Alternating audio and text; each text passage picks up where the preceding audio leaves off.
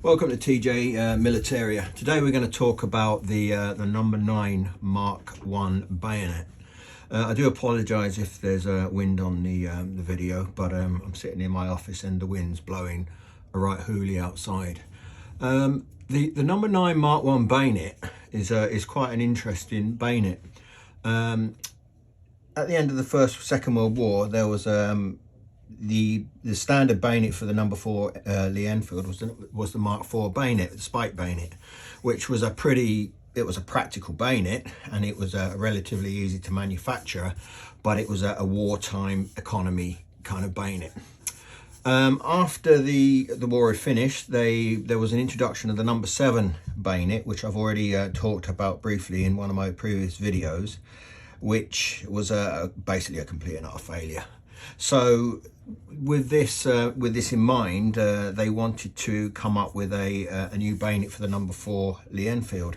Now there was the number 5 jungle carbine bayonet, which is an excellent design, excellent shape, excellent blade, which unfortunately was just designed for the jungle rifle. So they came up with the number 9 bayonet. So what you've got here basically is you've got what looks very similar to the number 5 Lee Enfield bayonet scabbard, and then you've got obviously the bayonet which slots inside. This bayonet's actually fitted into a sort of regimental webbing pouch, which I believe would have been for our ceremonial duties.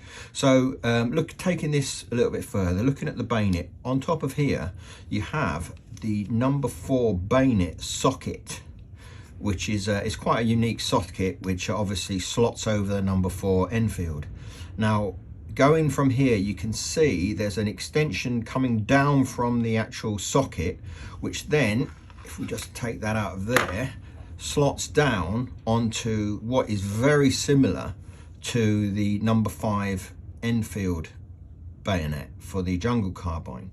So what you've got there is a vastly superior bayonet to the number 4 spike bayonet.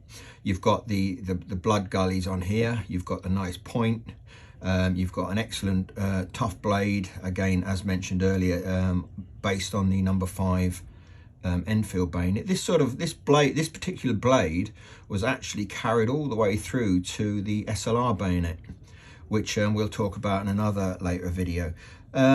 Now looking at the bayonet, I've had this for a reasonable amount of time, but I've had difficulty identifying any specific dates on it. I don't doubt that it's an original bayonet because it's well made. It's got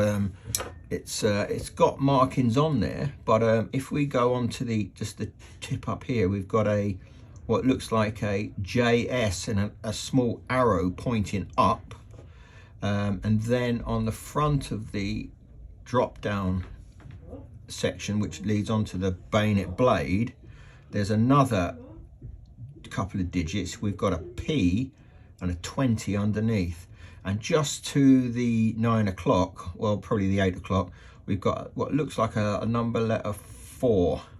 So on the blade I can't see any particular markings, and no, oh hang on, oh there we go.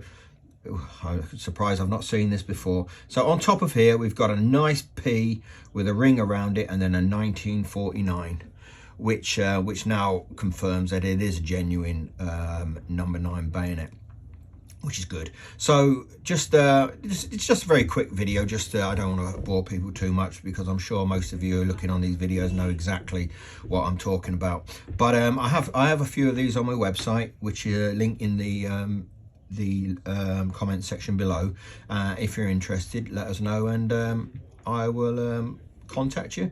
But like I say, we'll be talking about probably in the next video the Queen Mary tin, which was issued to all troops in 1914.